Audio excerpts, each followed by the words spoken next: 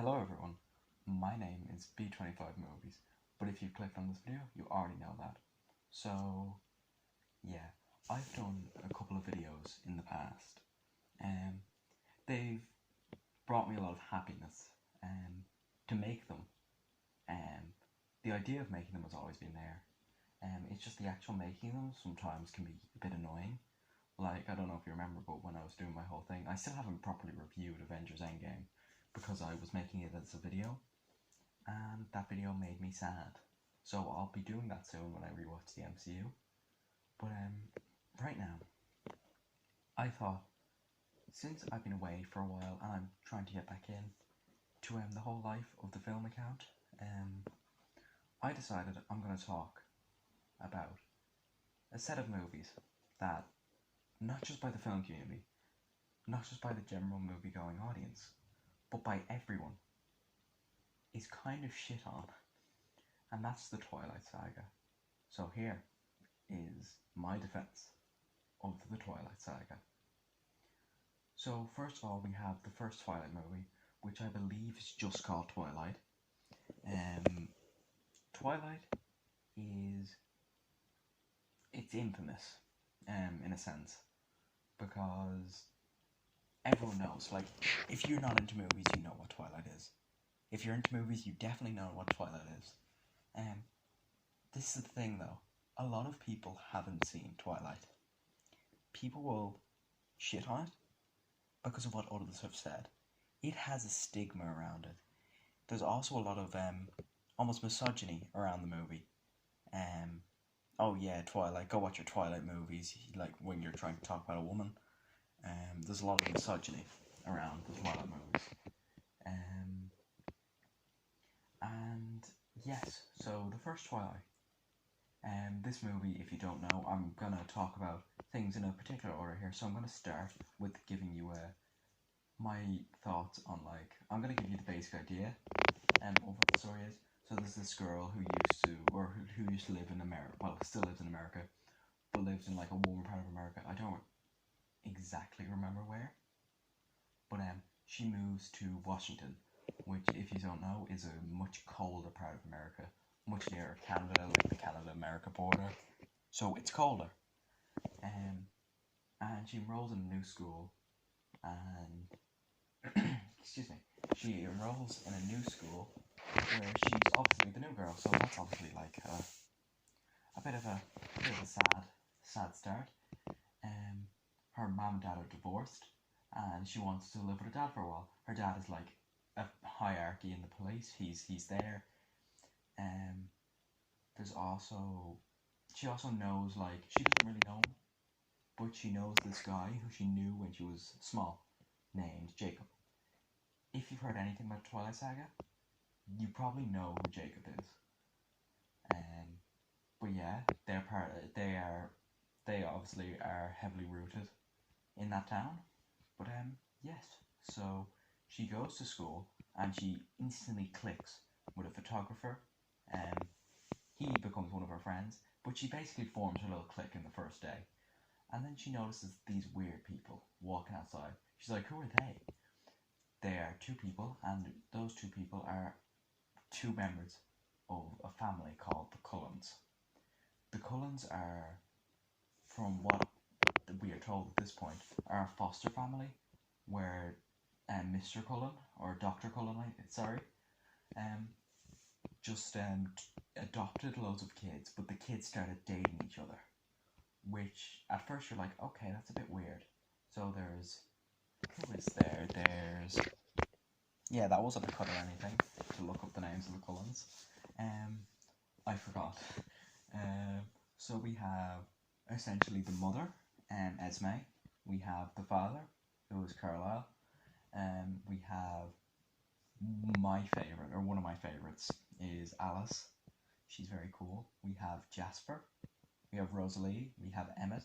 And we have Edward. So those are the Cullens.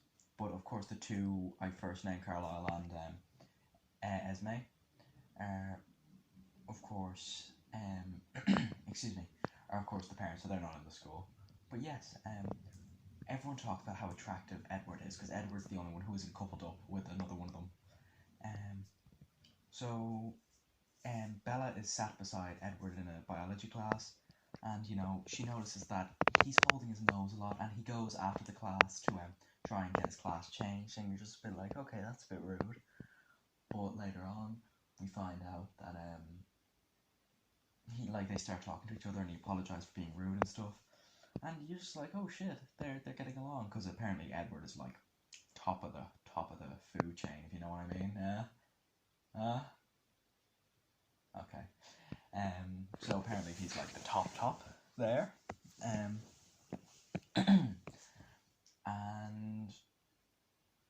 sorry, I'm losing my train of thought. Yes, so they start talking more, and you begin to realise that Edward's a bit odd. You already know the Cullens are a bit odd with their background and stuff, but Edward's a bit odd. We start to know him.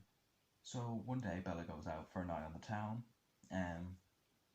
with her friend, but she decides she doesn't really want to try on dresses and stuff. She wants to go and read a book, and she goes down this alleyway where she is confronted by a group of men who are drunk. So you can see where this is going. A 17-year-old girl in front of men in a dark alleyway.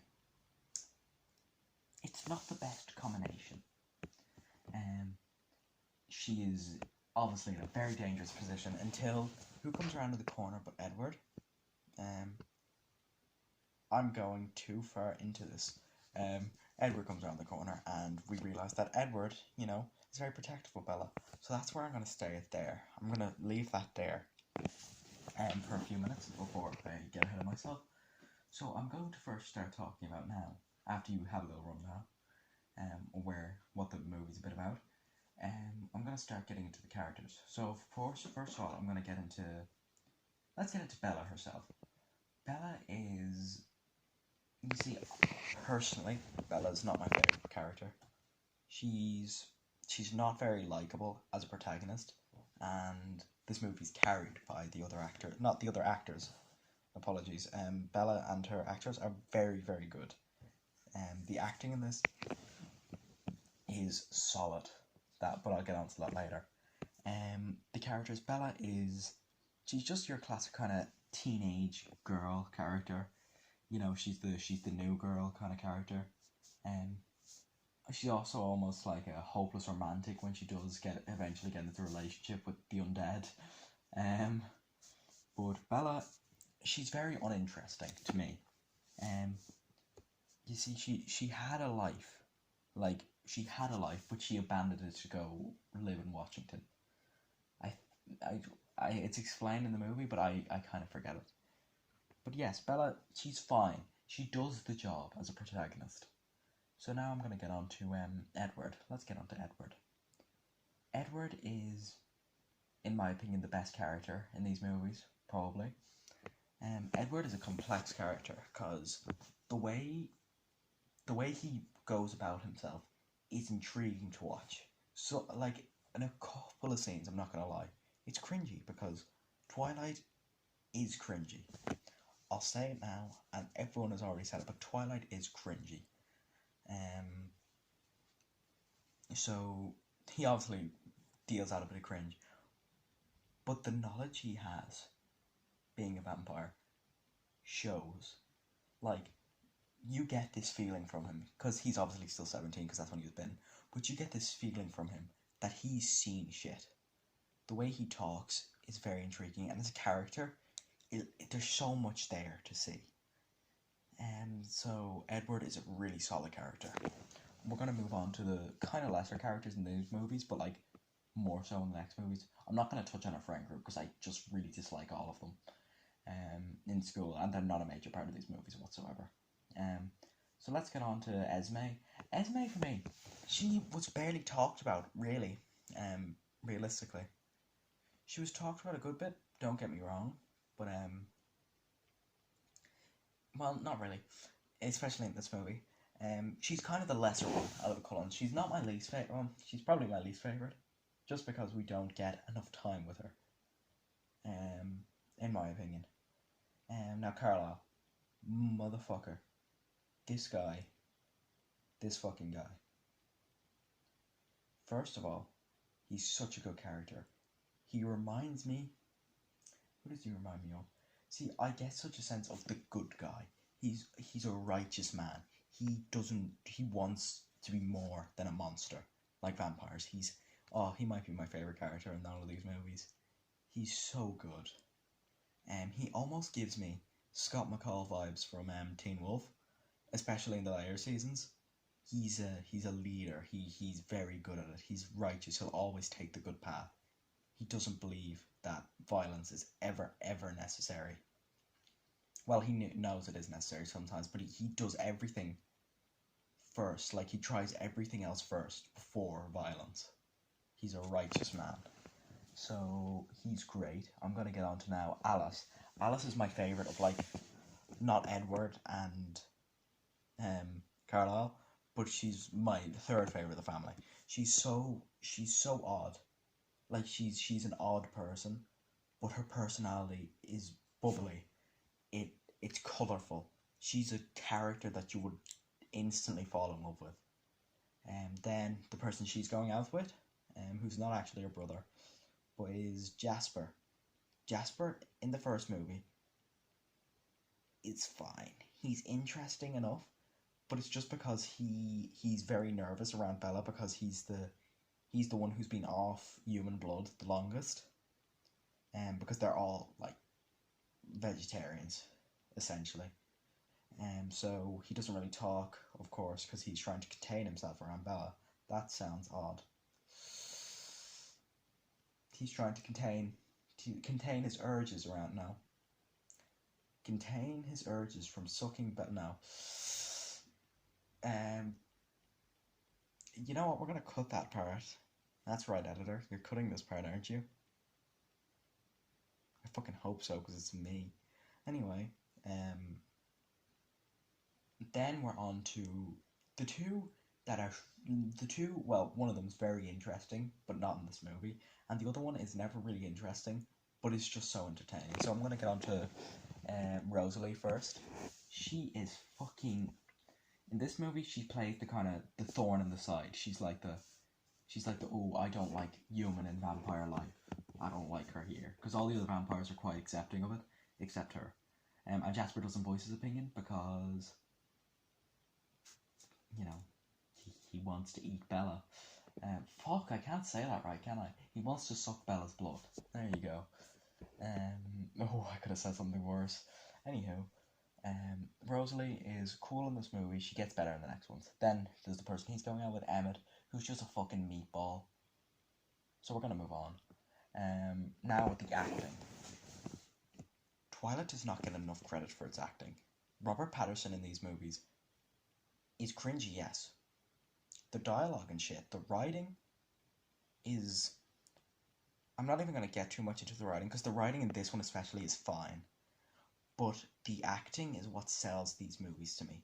They act very well. They are acting the exact way they've been told. They can really sell you on this world, which is something that a lot of things have trouble with. And something I do when I go into something new is, it's what I did with Teen Wolf as well. People in Teen Wolf, this is just a little side rant, people in Teen Wolf talk a certain way. The way they talk is with this exaggerated thing, but if it was just one character doing it, this is why, because it's the same in Twilight, if there was one character talking a specific way, and everyone else was talking like a normal human, like us, then it would be a problem. But if everyone's talking in a similar fashion and saying similar phrases and with a similar, like, flair to it, that's just, in my opinion, how people talk in that world. That's just the norm there. And a lot of people have trouble accepting that in a lot of things. And if you can't accept that in more things, that's nothing to do with the movie. And it's also nothing to do with you, because if you can't accept that, that's fine. Like, there's nothing wrong with it. It's just not your cup of tea. But I find it very easy to accept that. And a lot of people can't, or overlook that fact. So that's why a lot of people kind of dismiss Twilight. But the acting in this is superb. The cinematography is slept on in Twilight. Shots in this make me happy. I'm probably, scrolling through little shots on the screen right now that I like, but the shots are superb. So now I'm gonna talk more in detail about the story. So well, I'll talk a bit more about the story. So first of all these vampires have unique powers.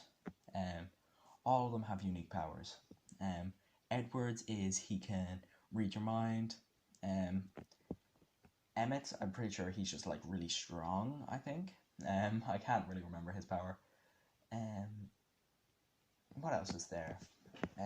Sorry, my ear is itchy. Sorry if you hear a bit of back waves from that. Jasper's is he can kind of mood. He can use his power to like change your mood. And Alice's is my favorite. She can see the future, but it's not an inconvenient thing, and it's not like a convenient thing, because the future is always changing, and they address that. They address the future's always changing, so our visions aren't 100% going to happen, which is very good, because they can use them still, but that's why they can use them, especially if it's something bad. They can use them to stop it from happening. It's just troubling when something good happens, and then you're just like, oh, what? How do we get there? Like, do we keep doing what we're doing? Do we have to change something? It's a bit like that. But yes, the powers are cool. So I'll get back to where I was in the story. So Bella goes to change the radio when they're in the car with Edward. After Edward's, like, she's a bit like, how did you know where I was? Are you stalking me? And he's like, yeah, I feel protective of you and shit like that. And he's like, you should have heard what those men were thinking. The disgusting thoughts. And it's at that point where Bella's just a bit like, Ide, you're a bit sus.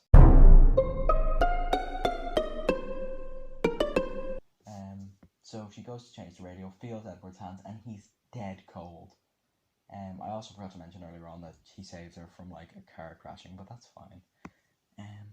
So it's then she does her own research and she figures out he's a vampire.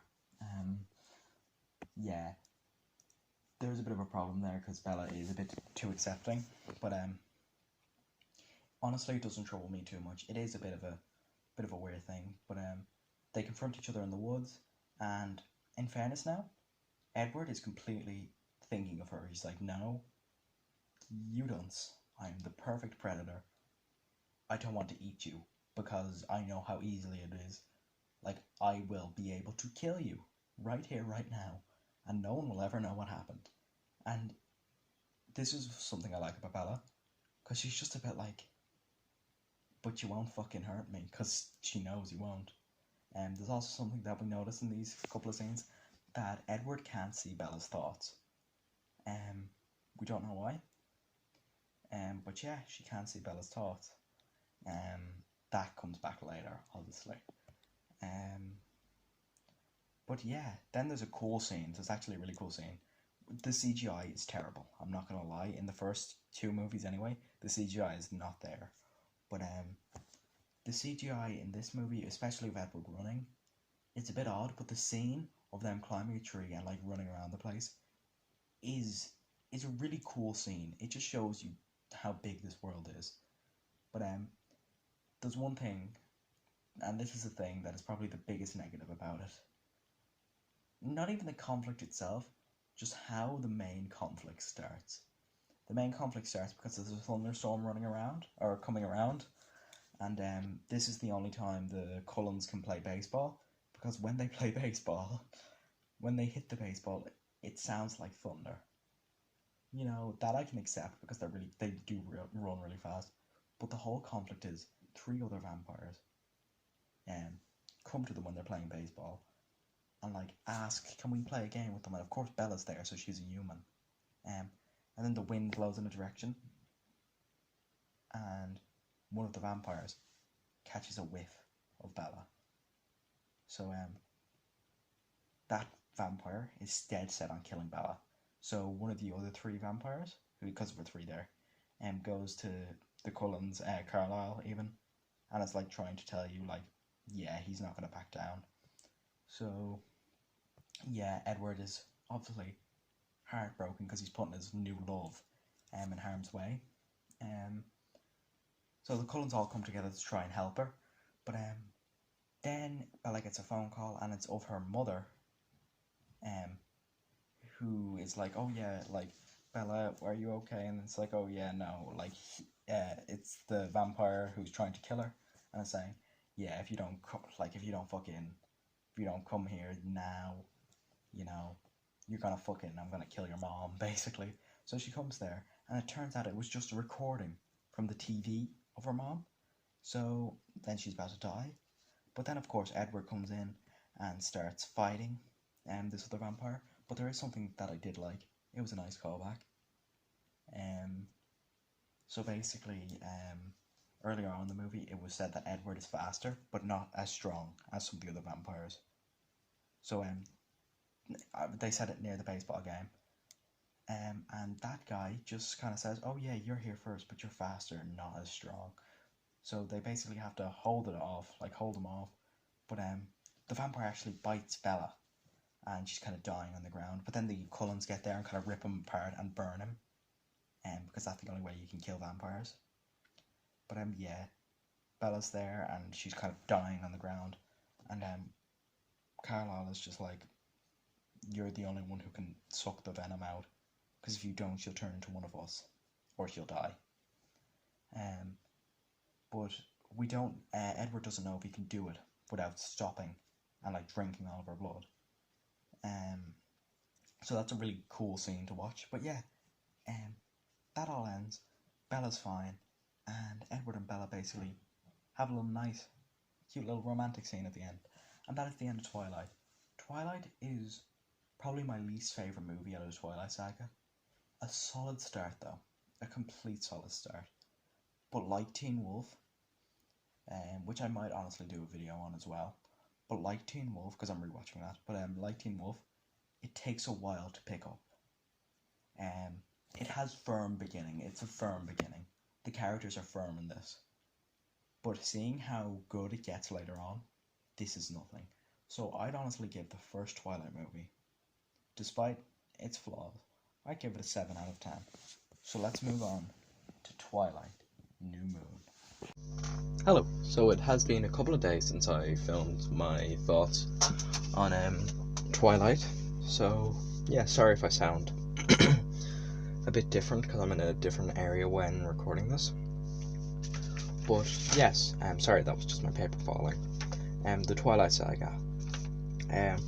So Twilight, the first one, I gave my thoughts. So now we are moving on to Twilight, New Moon. So I'm gonna do it in a similar fashion. So New Moon. The characters are all here again. Jacob plays a much more prominent role in this movie. And in the last movie, there was scenes of him like alluding to his two different rival tribes, like wolves and the vampires, which was very heavily alluded to. And right at the end, when the whole conflict was done, Edward had left Bella alone at the like prom or whatever it was, and then Jacob came over and was like, yeah, talking about it, and it's like, oh yeah, like just basically subtly says how, yeah, I know you're fucking around with these vampires. And then Edward says, oh yeah, I leave you alone for 1 minute, and the wolves come circling, which I picked up on straight away because a werewolf. So in this movie it's pretty much confirmed that yeah, there are werewolves. But yes, Jacob is a new character in this. He's a very good acted character. The character himself is quite unlikable, but he is like, he's a good character. I think you know what I mean. And Bella again is still, she's your normal old Bella. I don't really like Bella that much in these movies, but she's at one of her best here. Edward again is very good. Edward is my favorite character throughout these trilogies. Him and Carlisle are my favorite. Esme and kind of Emmett and Rosalie aren't very featured in this movie, but they're still pretty good in what they are in it. But some of the standouts in this movie for me are Jasper and Alice. There is a scene towards the start where it's Bella's birthday, and Alice is basically asking her to come over for, dinner. And Bella doesn't know because the last time she was over it was very awkward. But then she says, sure, and then it just cuts to Jasper and he says, Jasper, enough of like the emotion or the mood changing thing, because that's obviously Jasper's power. So that's fun. They are very good in this. Now, onto the acting. The acting in this movie has taken a huge step up from the first movie. Since everyone is kind of climatized to the world they're in, the acting has just gotten a lot better. Especially from Edward and Bella. They have both gotten a lot better. Like, in the first movie, don't get me wrong, they weren't bad. It's just in this movie they've gotten better. And people use this as kind of a stigma around Robert Pattinson's career, even though he has openly admitted about not liking being in these movies. He gives a very, very solid performance. But the cinematography in this is outstanding. The shots in this take what was great about the first one and multiply it by 10. The shots in this are magnifico. Now, let's talk about the story. So, the story is, it's Bella's birthday. This is how it kind of starts. Here's a little rundown of it. So, I'm just going to give you the points that I have written down on this page, and just to give you a little idea. So, the story is basically, it's Bella's birthday, and, you know, the vampires decide to invite her over for her birthday. Now, officially, Bella is older than Edward. But they come over, but Bella accidentally nicks herself off something and she bleeds onto the carpet, and Jasper tries to attack her. This leaves Edward in an uncomfortable position because, obviously, he doesn't want his family to eat his fucking girlfriend. Doesn't want his family to suck his girlfriend's blood. There you go. But yeah, so Edward makes the decision to, well, not Edward, but like the family, the Cullens, make the decision to leave the town. Because people are noticing that Carlisle hasn't looked any different for the past 20 years, so they have to leave. Towards the start of this as well, I forgot to mention, sorry, Bella had a dream where she was an old woman, but Edward still stayed with her, because Bella really wants to be bitten so they can stay together forever. But yeah, Edward leaves and tells her not to get into any trouble, and that they'll never see each other again. This leads Bella to be a bit emotionally void, if I'm being honest. Bella is sad all the time, and she's with her dad, who I forgot to mention in the last bit of this video, but holy fuck, Charlie is my favourite. He's so cool, I love him so much. The poor man loses a lot in these, like in the first movie he lost his best friend. It's sad, or one of his best friends. It's not nice. But yes. Now, you see, there's only one real person. Like, this movie unfortunately features a lot of the other friend characters who I don't really like. But, what's her name? Bella tries to come up with almost a substitute for the lack of Edward in his life, or her life even. Apologies. So, at one point she's out with one of her friends and she sees this motorbike gang who of like really scroungy and like not scrawny, that's the wrong word, rough looking men, and decides to hitch a ride on the back of one of their motorbikes. And then Edward appears to her in like a ghostly kind of thing. It's like, what the fuck are you doing? Because she now realizes that that's the only way she can stay in contact with Edward. But after that she realizes, you know what, I need to get over this bitch. So she forms a tighter relationship with Jacob, a character who she's known since she was small, and that's really cool. Like, he's a really cool character. I like Jacob a lot. He is a bit controlling though, which we see more in the later in the series, so I'll bring more about that now. No, not now, sorry. I mean later on even. But yes. In the series even. The annoying friends are awful, but then we find out that Jacob is a family of wolves, or he has a family of wolves. We realise in this movie that Jacob gave up the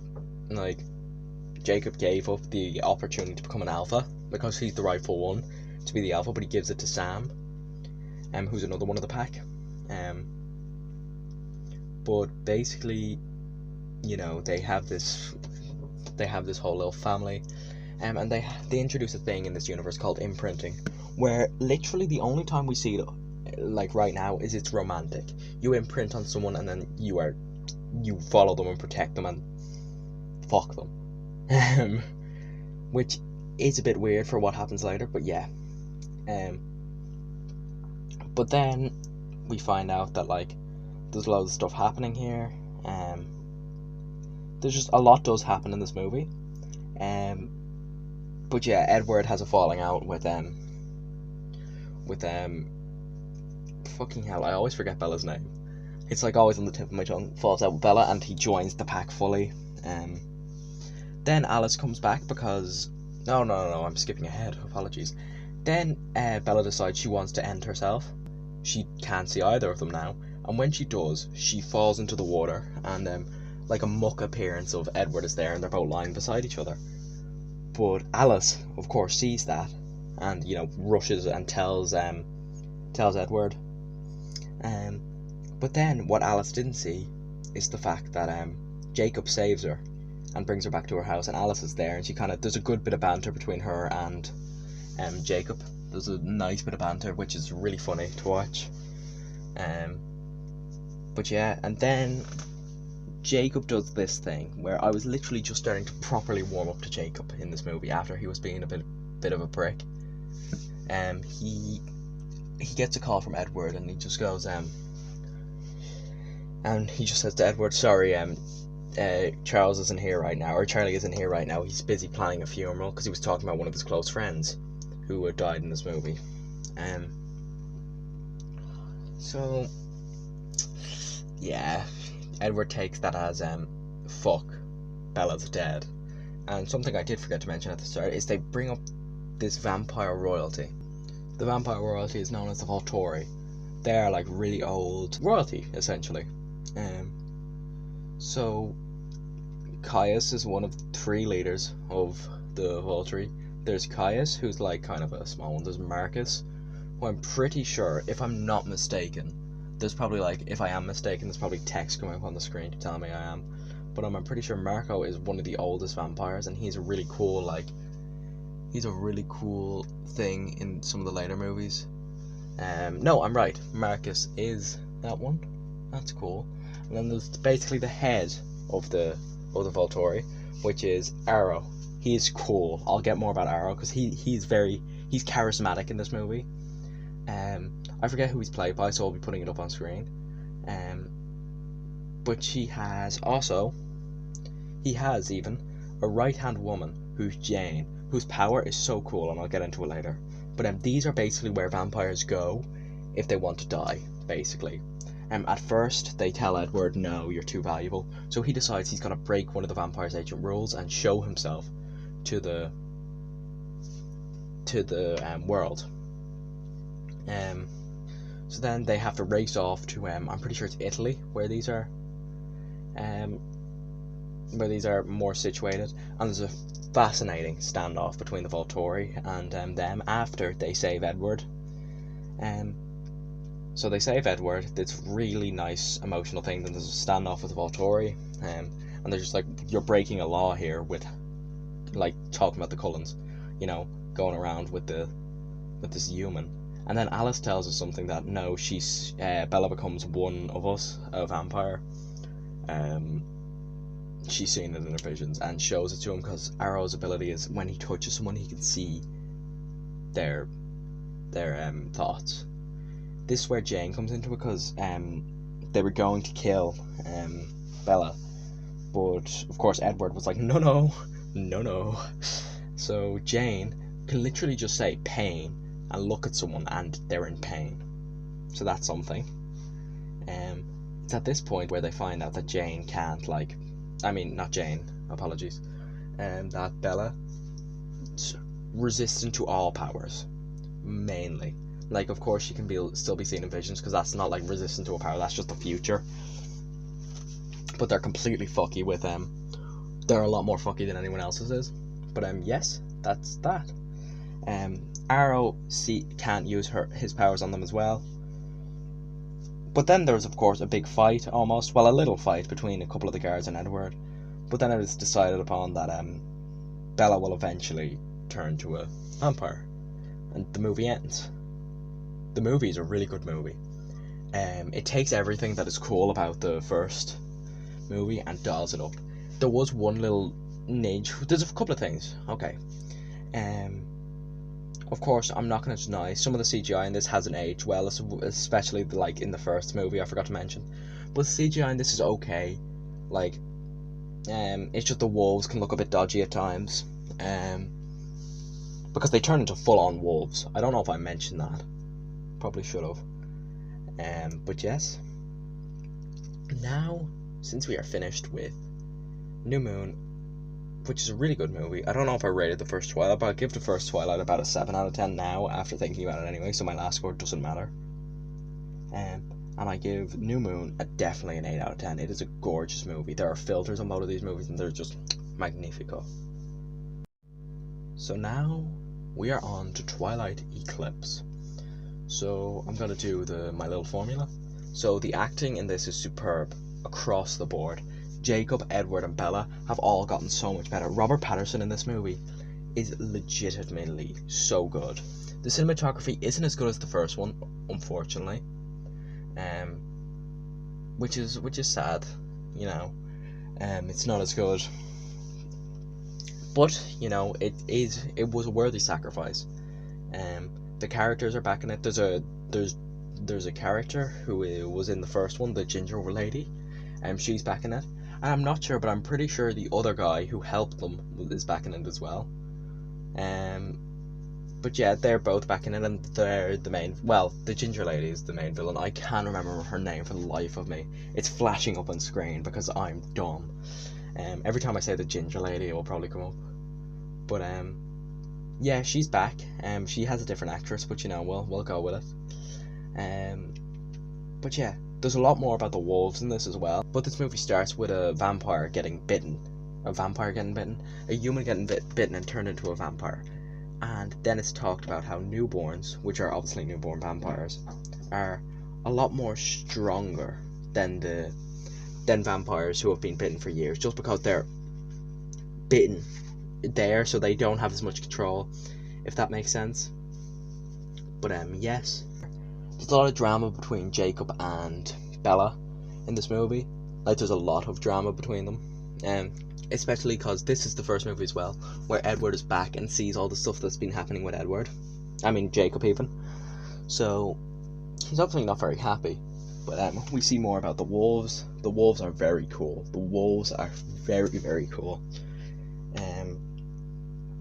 But yes, they know all these newborns are on the hunt for this, and obviously you might be thinking, the Volturi are vampire royalty. Going around and turning this many people into newborns is against the rules. But Jane has basically been eyeing them up and letting this happen. But yes, she's been eyeing them up. Eyeing them up, letting this happen. So, yeah.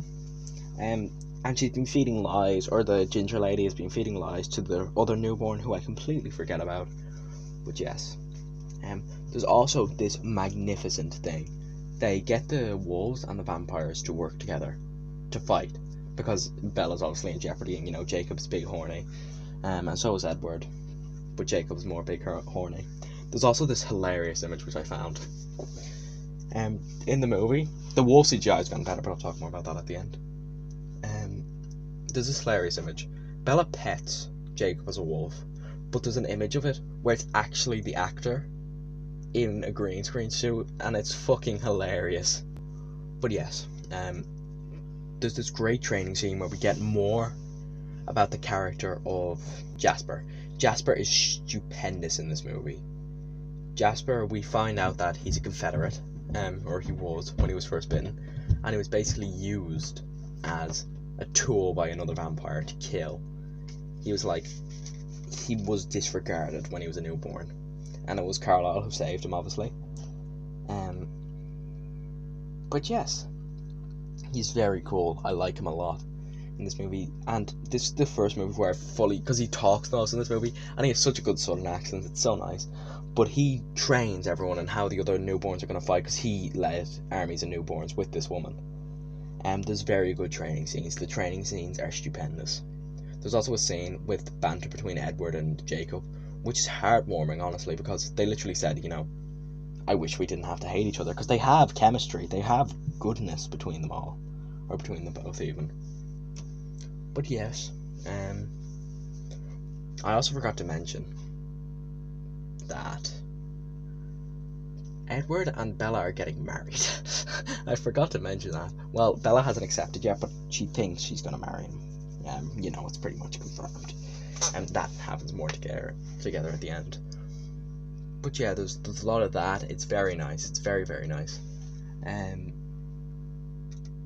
But yes, but then at the end, like, there's a big fight scene. Well, before the big fight scene, she basically tells Edward that, no, Jacob, that if she has to choose, like, don't make her choose between Edward and him, because she'll choose Edward. So that was horrifying. Like, poor Jacob, but he's very controlling. He thinks whatever he thinks is best is what's best for Bella, which is never true in these movies. But yeah, there's a big fight scene between the newborns where they're completely fucked. Like, the newborns get fucked by the Cullens. Like, they stand no chance, while the ginger lady goes after Bella, who was taken to the top of the mountain. There was also a legend earlier which we found out, there were werewolves protecting against the vampire, blah blah blah, protected against. Oh yeah, this old woman decided she was going to save this werewolf who was going to die by stabbing herself so the vampire could smell the blood. And she stabbed herself in the stomach, though, in a vital artery, so she could fucking die. A bit dumb, because later on Bella does the exact same thing, except she scrapes down her arm. Probably the smarter decision. But yes, she takes that lesson, which it was cool to see it come back in the exact same way. Because Bella saves, not even Jacob, but saves Edward. And then the way Edward kills the ginger lady is she bites her neck, which is a really, like, erotic fucking tone if you screenshot it too. But yeah, then her head falls off, because they're all made of, like, this porcelain ice kind of thing, almost like a plate. Do you know what I mean? But yes, then the movie kind of ends when Jacob gets annoyed. Jacob gets annoyed that they get fucking married, and he's like, oh yeah, you're gonna turn into a vampire, what the fuck is this?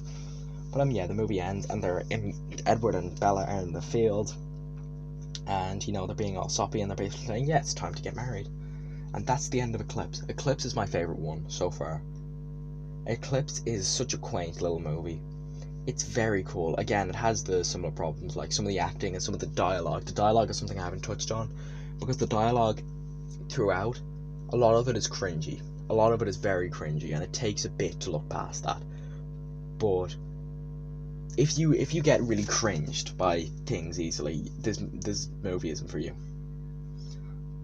But I concur. It is very good. I give this movie an 8.5. And now we are on to the climactic conclusion to the Twilight Saga, Breaking Dawn, Part 1. So this movie starts with Bella and Edward getting married. Bella has this mad dream, because she's obviously going to get turned to a vampire. That was Edward's rules. She was only going to marry him, or he was only going to marry her, sorry, he was only going to bite her if they got married first. They were also, like, Bella's wanted to have schmecky schmecks with the fucking lifeless corpse, basically, for a while now. But he's a classical man. He's milady. Like, he's a 1500s guy. He's not gonna. 1500s was not milady, guys. By the way, I've gotten that completely wrong, I think. Anywho, they have that marriage. That's very cool. There was also this thing when Bella's mother sees her in her wedding dress, she starts crying, and instantly Alice pulls out a handkerchief for her to wipe her eyes with. Just a subtle way of showing that she has those powers to look into the future, which was so subtle, it's a literal blinking you miss a moment. Everyone I've seen critique it has never brought that up, but it's cool. But yes, they go on honeymoon. Bella and Edward have schmecks for the first time. Edward literally breaks the fucking bookcases and stuff. Also forgot to mention that, what's it called? Edward was, Jacob showed up at the wedding, but only as a little bit, like, only as a fucking, like, only kind of at the side. And then when he found out that she wasn't getting turned into a vampire instantly, he got angry, so he left, because he thought that could kill Bella.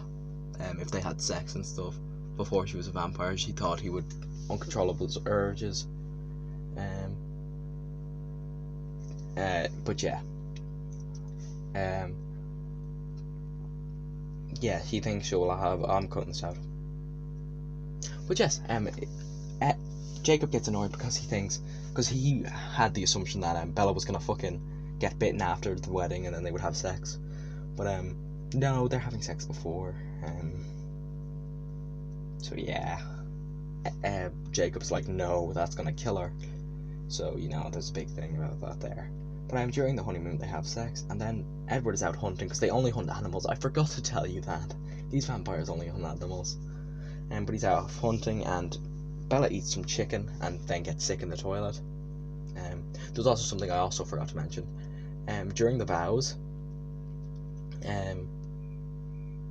during the vows... it's like... Oh, during the vows, do you know how it's usually like, sorry, I'm like brain farting. During the vows, there's okay, cut this out. There's also this cool scene I forgot to mention. During the vows, where it normally says, like, in death, I will be with you until our death, it says I will be with you, like, till the end of time, which is also subtle to show, you know, they're living forever. But yes, that's a really cool detail. But yes, Bella gets sick, and I only brought that up because Edward's like, oh no, I'm allowed to come in because it says in sickness, when she's literally vomiting. I'm just a bit like, give her a space. But yes, we find out that Bella is pregnant with a vampire baby. What the fuck? This has never been seen before. Carlisle doesn't know what to do. So we really don't know what to do.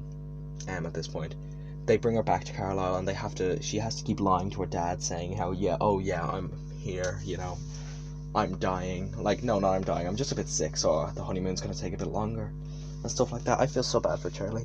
But, yes, so that's happening. And then Jacob finds out about it, and he's obviously pissed. He is pissed off. So, yeah, he doesn't really like them at all, and he basically says, oh yeah, if this baby kills her, he's gonna kill Edward. At this point I've always assumed that he imprinted on fucking Bella, but that comes later.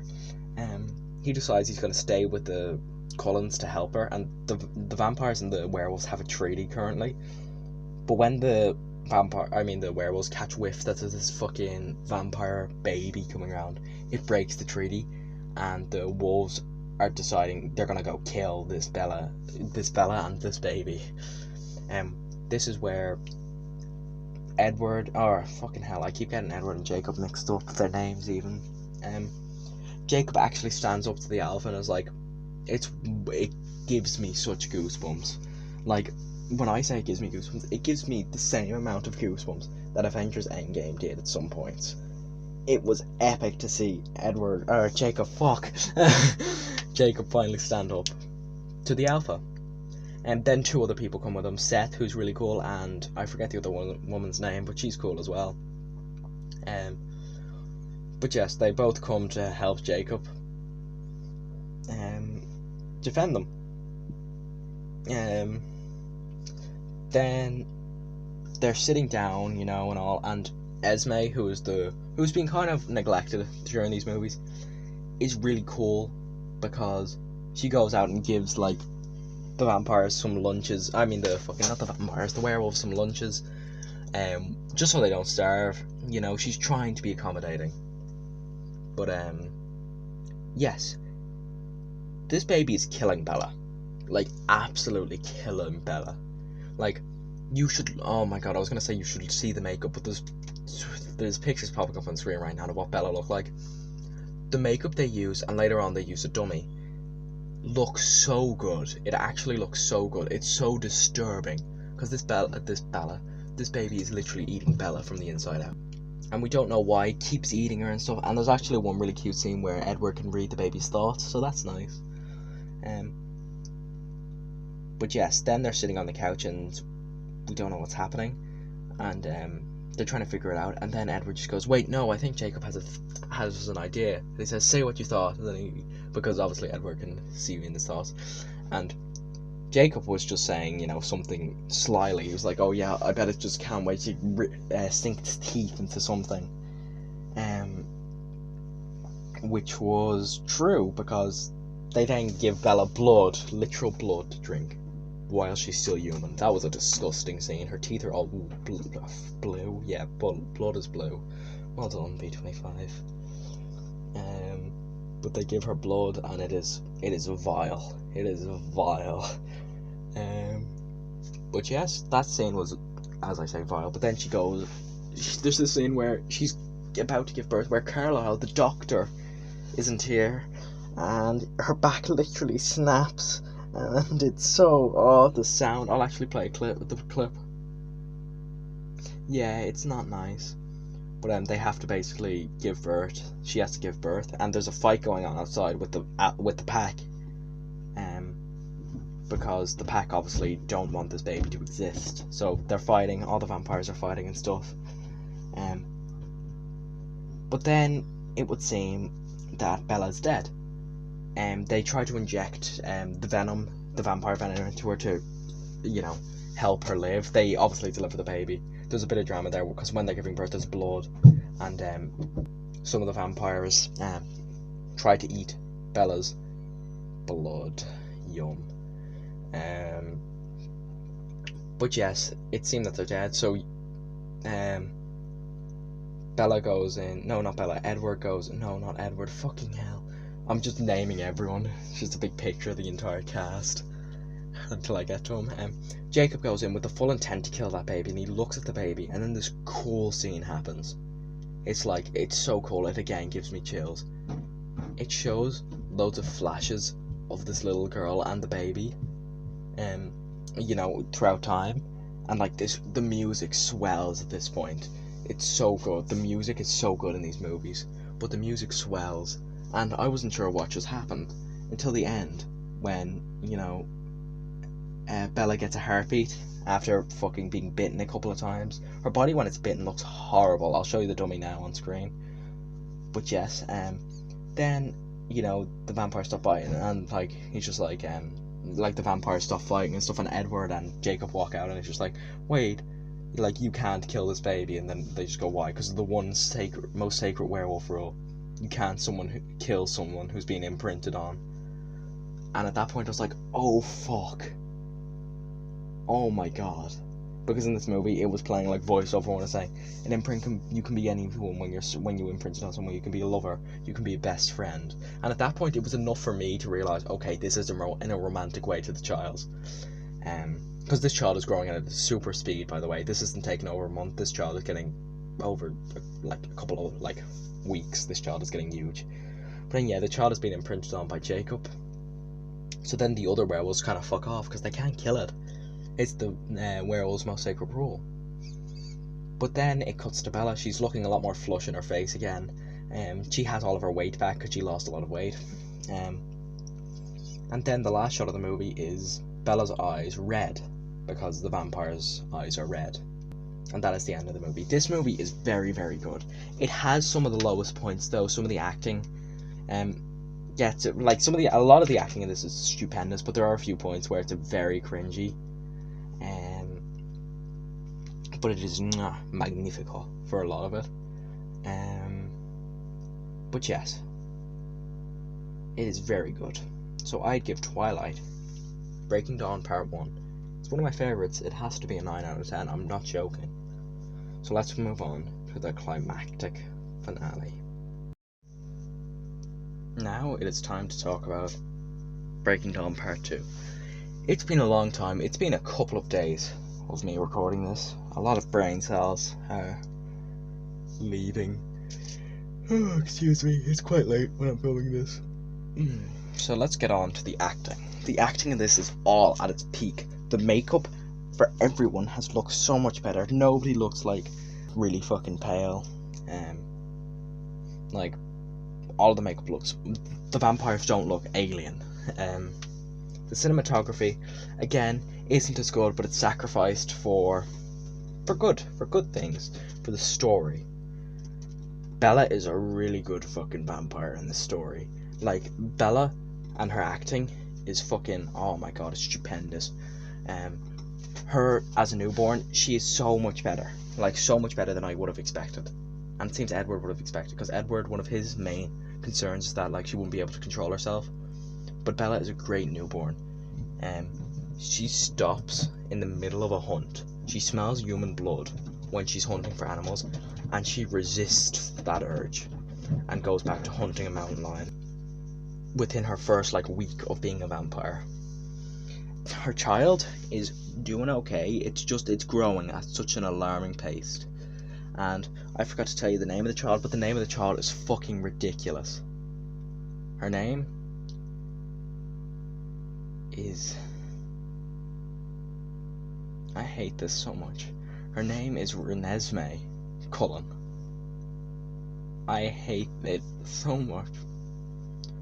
I hate it so much. Yes, one of the vampires who are like brother and sister vampires to the Cullens see her and mistake her for an immortal child. An immortal child is someone who is bitten when they're a child, and they're so uncontrollable. So they'll stay that way forever, and they can never really be controlled. So then the Volturi are called by this person, and this is when Carlisle tries to get loads of witnesses to witness that is a half human, half vampire baby. So this is like a team building movie. Like Carlisle is finally, because he's a great character, he's the goodest good. Again, like a Scott McCall of this universe. He is good and he's pure hearted. He calls upon everyone he can to help him. All of like different vampires to show them. Then we get to see loads of different vampires who all have unique talents. Rami Malek is in this movie. And the Volturi are going around like almost doing whatever happens in a dictatorship, like when a coup was happening. He goes around starting to kill people who are going to meet Carlisle. So that's happening. Fucking hell, it's so fucking mad. Jane is another big part with her brother Alec as well. Alec, I don't really like Alec, but we're not going to talk about him too much. They are a force to be reckoned with. There's also this scene just before the big battle. Big battle? There's this scene just before the confrontation with the Volturi, where they're sitting around a campfire and they're talking about revolutions. But yes, they're talking about revolutions and they're talking about fightings, and there's these Irish vampires who are, thank God, not stereotypical. One of them just walks in wearing a paddy cap, but that's fine, because they obviously were in a cold place. They don't have over-the-top Irish accents. I'm pretty sure they're Irish. But they were talking about it, and then they were talking about all the different rebellions, because they've been around for years. And one of the Irish people comes around the campfire and is like, no one does a rebellion better than the Irish. Like, and he was saying, oh, he fought in the 11-year war, and they just said, oh yeah, but didn't you lose the 11-year war? And he's like, aye, but it was a damn good war. It was so good. It makes you feel for this movie. Jacob's here with his pack of wolves as well, who are completely on our side, because obviously Renesmee is Jacob's imprint. He's very protective. But then there's a giant fight when they confront the Volturi, even though they have all these witnesses. Alice and Jasper, who were previously absent, by the way, who are completely gone, just because they were off trying to find other witnesses, have come back for the final fight, and have tried to show her, like, the witnesses. But Alice looks in her head, or gives him, like, all of the thoughts, and Arrow even, all of the thoughts.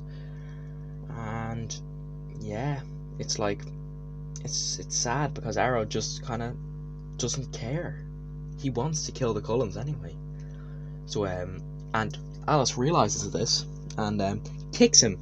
And this is when they have them both behind, like they have Alice and Jasper with their hands behind their back. And Carlisle decides to run, because he's very protective of these. And then Arrow jumps up in the sky, as does Carlisle. And then Arrow falls back down, like Arrow jumps down and lands on his feet, while Carlisle like kind of falls, and I'm like, okay, you know, he won that battle.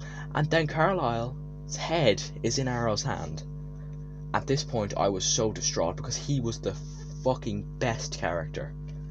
I didn't know what the fuck to do. I was pissed off. And then the battle ensues. Everyone is running around. At one point, Jasper is killed. They rip off his arms, but what's it called? Loads of other people are being killed.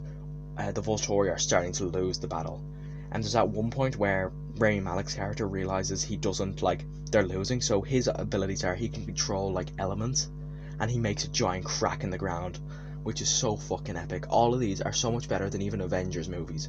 All of the vampires use their own abilities to their best, and we find out that Bella's ability is she's something called a shield, where she doesn't get affected by vampire powers, and if she tries hard enough, she can push that boundary all over to other vampires.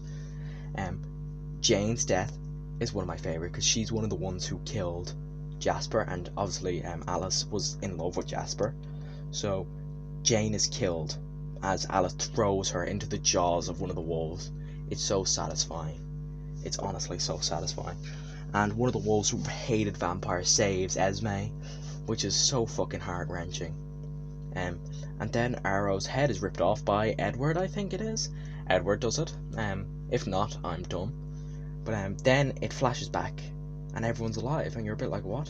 And then it just cuts to Alice's face, and she says, and that's what'll happen if you continue down the path you're already going down. And that gave me so much chills. I was so relieved that Carlisle wasn't dead. There was also that other vampire, Marco, I think his name was, or Mario. Let's call him Mario, because I lost my page saying his name, Mario. When he died, he said finally, because he's wanted to die for so long, but he couldn't. So that was honestly really a subtle thing that made me feel so bad for the guy. But then, yeah, the battle is over. Until they almost continue down the same path, until Alice reveals that there has been another one who's lived under the sights, like out of the radar. Someone who was half human and half vampire, who's like old enough now and became fully grown at 18. Because obviously we didn't know how fully grown they were going to be. And they can survive off blood and normal food. It's like Arrow is completely impressed, and the Volturi leave them alone. And then it's a very, very happy ending. Like, the Volturi leave, and it's a very happy ending. Jacob is now basically like a godfather type, almost like a best friend to Renesmee, and you know, they're gonna live their lives happily. And then it starts almost, I mean, it ends as almost as it began, with Edward and Bella in a field together, just talking. And then Bella realizes with her shield ability she can show memories that she has, and she shows almost like a montage that is so cute. It's so nice. I love it so much. And then the credits roll, and they are almost like Avengers Endgame, where it shows the actors throughout the entire trilogy. And it's done. The Twilight movies. The Twilight movies. The Twilight saga. In conclusion, these movies are not terrible. This movie is a solid, literal, like 9.5 for me. The acting is fucking superb. The emotions are through the roof. It has you on the edge of your seat. These movies are not just for teenage girls. These movies are for anyone, if you just give them a chance, which I'd highly recommend, because if you don't, you're missing out. All of the characters are lovely. You'll get so much enjoyment out of picking a team Jacob or Team Edward. It's so good. I was not expecting to love these movies as much as I did. Twilight has always had that stigma, but you need to push past that. You need to get to about the second movie where that stigma finally fully wears off. And then you're in for a surprise. I know I've talked quite a bit now, so you're probably sick of my voice, but the Twilight movies, even if you haven't seen them, they have left a mark on today's generation. They've redesigned what supernatural shit like this could be, and no matter what, they've left an impression. I've been B25 movies, and this has been my defense of the Twilight saga. I hope you enjoyed it, and if you did, I would like if you could show me what you thought by leaving a comment down below, and yeah, I shall see you all later with my next video. I wonder what that will be on. Be a man. Be a werewolf, not a teen wolf. See you next time, guys. I have died every day.